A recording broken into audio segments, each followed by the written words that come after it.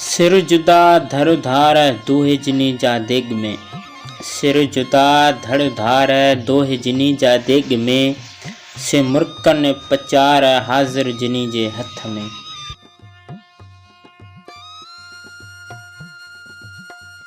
बिस्मिल्लाहिर्रहमानिर्रहीम। अस्सलाम वालेकुम। द हिस्ट्री ऑफ सिंध में मां आवां जो पंहिंजो तामिर हुसैन। कीअं आहियो? अवां सभु उमेद आहे तव्हां सभु ख़ुशि हूंदव, अलाह पाक जे अमान में हूंदव। अॼोको असांजो वीडियो तमामु बहितरीनु थियण वारो आहे, त वीडियो खे आख़िर ताईं ॾिसो। त हलूं था हिन पंहिंजे वीडियो जी तरफ़।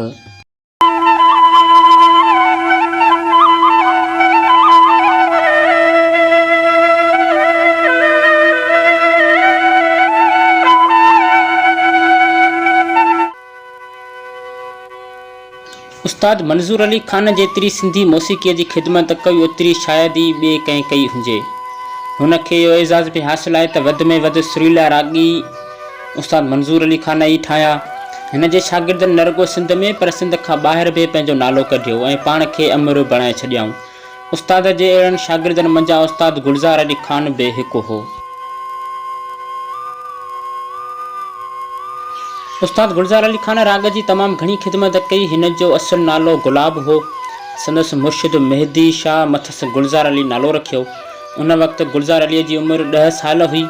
गुलज़ार अली ख़ान मोहम्मद मुराद ख़ान दाए जे घर में 1934 ईस्वी धारे ज़िले नौशेरो फ़िरोज़ जे शेर खानवाण भरिसां ॻोठु दहात में ॼाओ। हुन प्राइमरी तालीम दहात मां ई पिराई।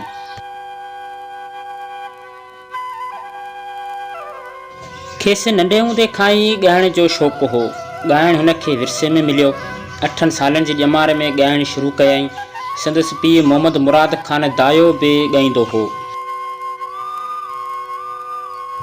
हिन राग जी सिख्या पहिरियां पंहिंजे पीउ खां, पोइ मास्टर मोहर अली लाड़काणे वारे खां वरिती।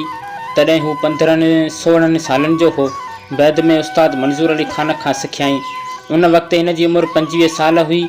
हू उस्ताद मंज़ूर अली ख़ान जे प्यारनि शागिर्दनि मंझां हो।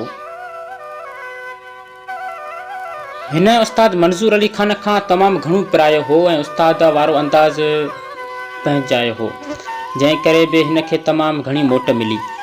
1955 ईस्वी में रेडियो हैदराबाद ठहियो त गुलज़ार अली ख़ान उन सां लाॻापिजी वियो। केतिरनि सालनि ताईं हू उते ख़िदमतूं कंदो रहियो।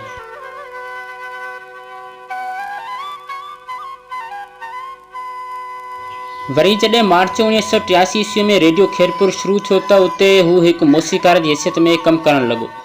रेडियो ते अचण खां पोइ हू टीवीअ ते बि ॻाइणु लॻो। टीवीअ ते खेसि प्रोड्यूसर एजाज़ अलीम अकेलीअ मुतारिफ़ करायो। संदसि केतिरियूं ई ऑडियो कैसेटूं बि रिलीज़ थियूं। हुन 35 साल रेडियो ऐं टीवीअ वसीले फ़न जी ख़िदमत कई।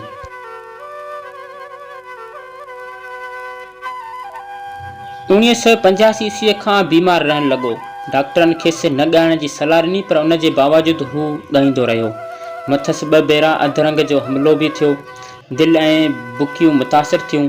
1990 ईस्वीअ खां पोइ संदसि हालत वधीक ख़राब थी वई।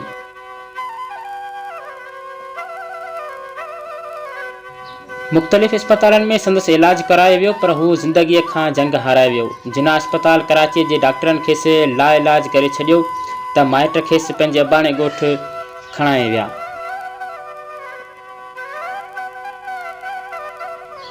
जिते 1992 ईस्वीअ में 22 सेप्टेंबर अंगारे जे ॾींहुं शाम जो 3 वॻे दम अला साईं हवाले कयईं। पोइरनि में 2 पुट मज़हर अली ऐं अतर अली ऐं 4 नियाणियूं सनम, अफशा, इरम ऐं किरन शामिल आहिनि।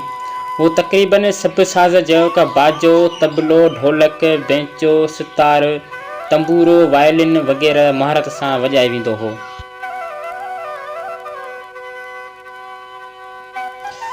उस्ताद गुलज़ार अली ख़ान लाड़काणे शहर में राग सेखारण जो स्कूल बि खोलियो हो, जिते केतिरनि ॻाइणनि खे सिख्या ॾिनई। हुन जे शागिर्दनि में गुलाम शबीर समूह, हनीफ़ लाशारी, अब्दुल हमीद राजपड़, सॼण सिंधी नजम अली मंगणार, अब्दुल लतीफ़ महर, गुलाम कादिर मुख्तार अली ऐं अब्दुल गफ़ूर सुमरो वग़ैरह शामिल आहिनि।